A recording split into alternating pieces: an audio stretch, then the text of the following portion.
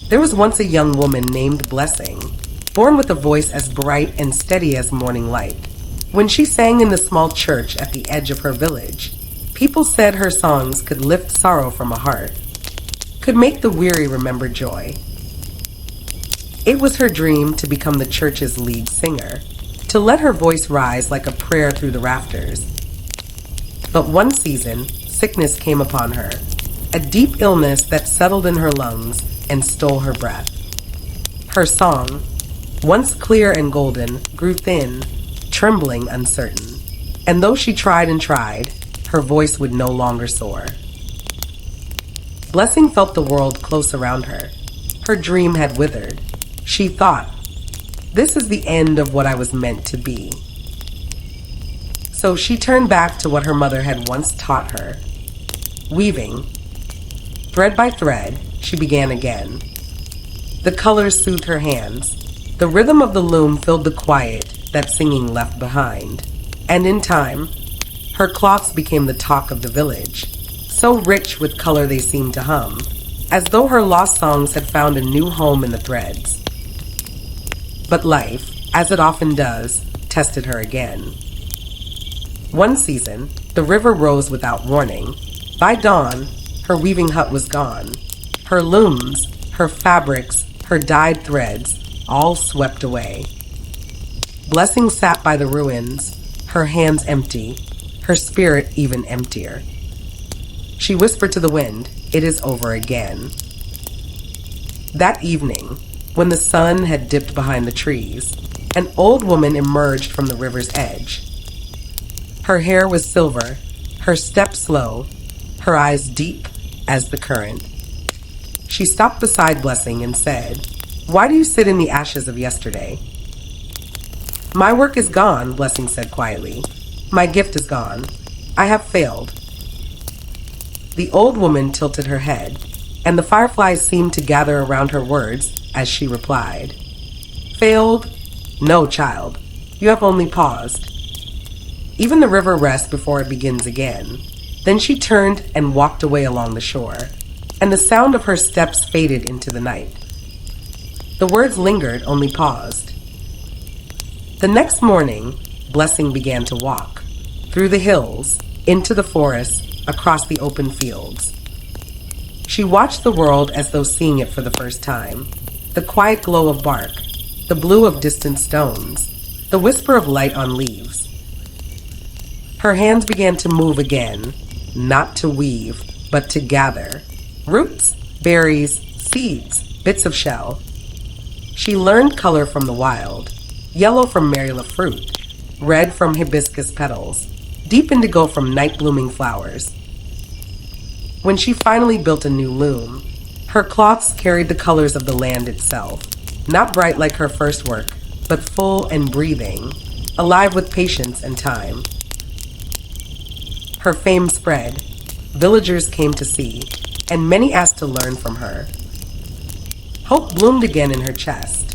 She dreamed of taking her cloths to the great market by the capital road. But the year turned dry. The river shrank to dust. Plants withered. Hunger came. No one had coin or heart to buy new garments. And once again, Blessing's hands lay still. She felt tired, not just in body, but in spirit. She whispered, "Why me? Why always me? Why must life punish me for trying?" One day, as she sat by the thinning river, an old fisherman came by, his net slung over one shoulder. He noticed her quiet sorrow and sat beside her. They spoke for a long time. Their words carried softly on the wind. At last he said, "So here's the hard truth. If you're not failing, you're not trying hard enough. If you've been knocked down, don't stay there. Get back up, keep pushing forward, and remember, failure is just the beginning of your story. You are learning, you are growing, you are becoming." Then he rose, nodded once, and walked back toward his boat. That night, Blessing did not sleep. At dawn, she made her choice. If she could not weave, she would still live, still create. She joined the fisherwomen at the river, learning to mend nets and cast lines. Her hands, once made for song and thread, learned the rhythm of water. She sold fish at the market beside her sisters, her laughter returning little by little. She did not abandon her weaving, but she no longer waited for perfect seasons. She worked when she could, fished when she must, and breathed, deeply, gratefully, in the pauses between. People began to whisper her name with respect, not because she sang or wove or fished better than others, but because she endured, because she did not stop trying. When someone asked her how she found the strength to begin again and again, Blessing would smile softly and say, "I did not find it. I listened. The pause taught me how to begin." Then, after a moment, she would add, remembering the fisherman's words, "If you're not failing, you're not trying hard enough. If you've been knocked down, don't stay there. Get up. Keep moving. Failure is just the beginning of your story. You are learning. You are growing. You are becoming." So, dear listener, in life, it is easy to be dazzled by what shines. We see others' triumphs, their songs of victory, their laughter, their proud moments, and we begin to think that is what success must look like. We see the polished ends of their stories, not the cracked beginnings. But let me tell you something that life has carved deep into my bones. The true measure of growth does not come from always getting it right. No, my friend, it comes from falling and choosing to rise again. You may fall many times in life. You may stumble when you thought you were sure of your steps. You may work hard, only to watch things crumble before your eyes. You may pray for open doors and find only silence. And yet you must stand, not as one defeated, but as one who has learned. Failure will be your teacher, your mirror, your forge. It will teach you humility when pride whispers in your ear. It will teach you patience when your heart urges you to rush ahead. It will teach you to begin again, even when your spirit is tired of beginnings. You see, we are not meant to live untouched by failure. We are meant to be shaped by it. Every stumble shows you where the ground is uneven. Every fall reveals the strength you did not know you carried. Do not believe that failure means you are not enough. Failure means you tried. It means you stepped beyond what you knew. You reached for something greater than your comfort. And though you fell short, you learned.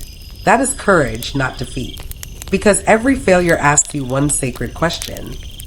What is this trying to teach me? If you listen, the answer will come.